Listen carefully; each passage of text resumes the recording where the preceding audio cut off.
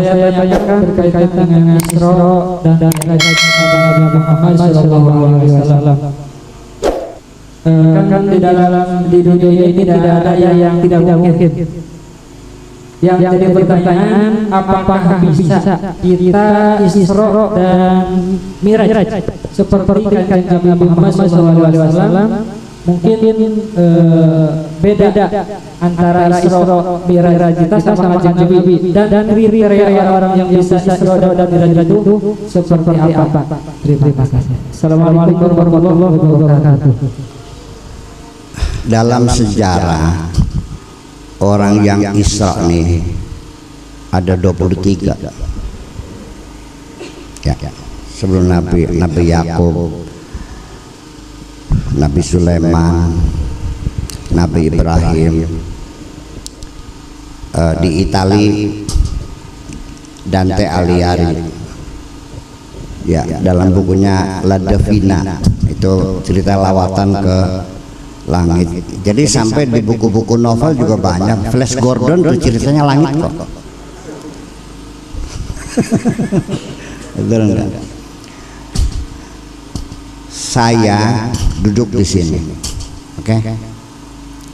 Bisa enggak saya hadirkan Jakarta di pikiran saya? Bisa.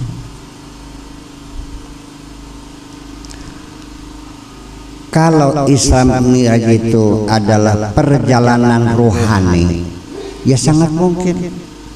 Betul enggak? Siapa saja bisa. Yang berjalan pikirannya aja. Ya kan? Adapun perjalanan secara fisik, ini kan para ahli sunnah wal jamaah mengatakan bahwa Nabi itu Isra itu ruhan wa jasadan, rohnya dan jasadnya. Kalau orang Mu'tazilah itu hanya rohnya saja, ya badannya masih di tempat tidur. Terus lagi saya mau nanya,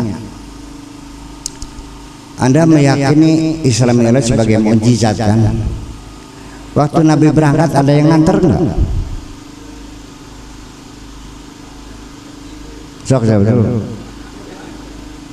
Waktu pulang dari Isra Mi'raj ada yang jemput enggak? Ada yang melihat enggak? Standar mukjizat apa? Yaitu dengan banyak orang yang melihat. Kalau ada yang melihat,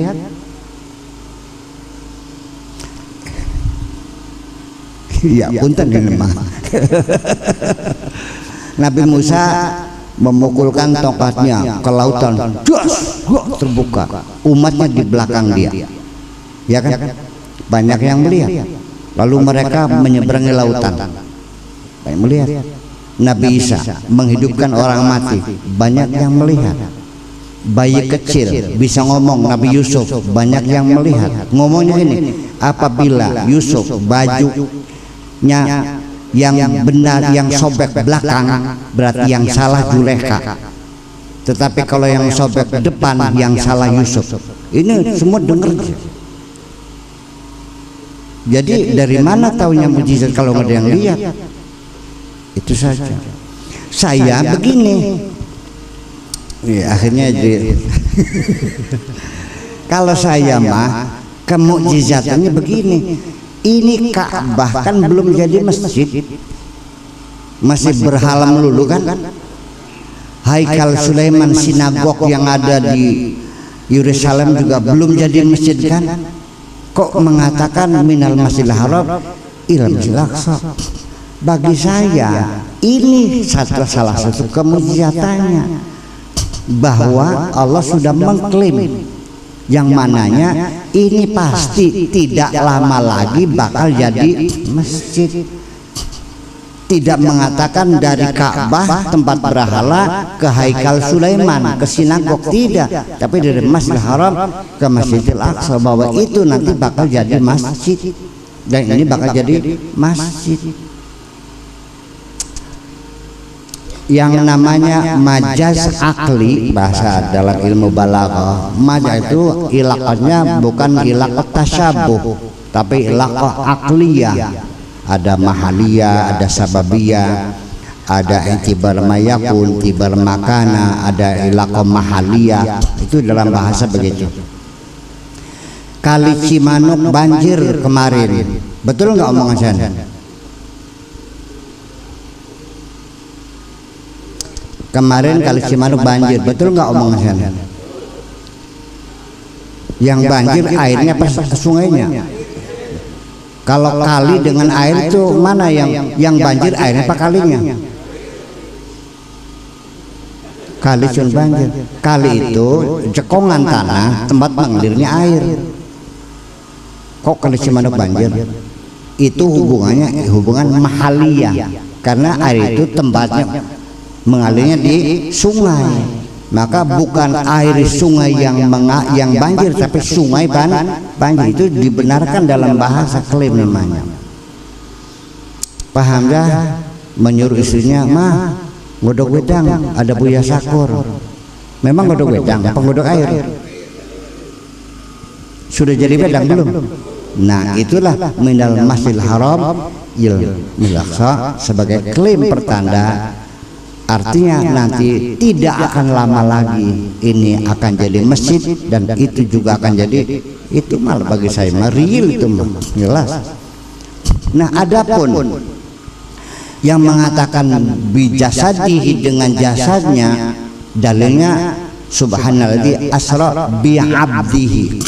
Dengan dalil bi abdihi berarti Nabi berjalan dengan jasadnya, karena abdun itu jasad. Itu kan dalilnya Ahlussunnah wal Jamaah. Tetapi juga saya bertanya, bi abdi siapa Abdullah ini? Ada sebut namanya enggak? Subhanalladzi asra bi Muhammadin, jelas Muhammad. Subhanalladzi asra bi Musa, jelas Musa. Bi abdi siapa Abdul? Di situ dia persoalan. Ini banyak persoalan yang kita ungkapkan. Ini tafsir itu harus jelas dong. Harus jelas. Siapa? Nabi Muhammad, dari mana taunya bahwa bi abdi itu Muhammad? Surat ini namanya surat apa? Isra. Kau kenapa setelah subhanalladzi asra bi abdi lailan min ramsil haram ila masjidil aqsa barakna haulahu linurahu min ayatina innahu samiul basir wa laqad atayna musal kitaba hudan linnas. Kok ujug-ujug cerita Musa?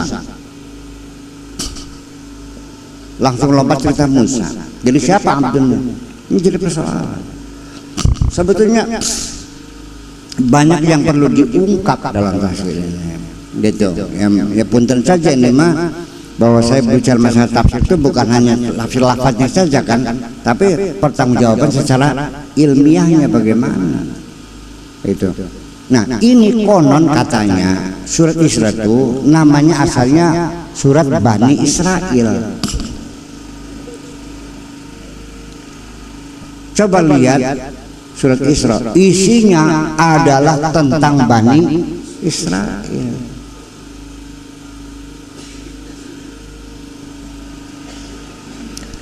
Siapa yang disebut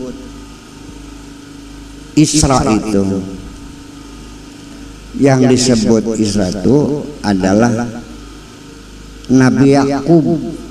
Itu nabi namanya Israel. Itu Tuhan.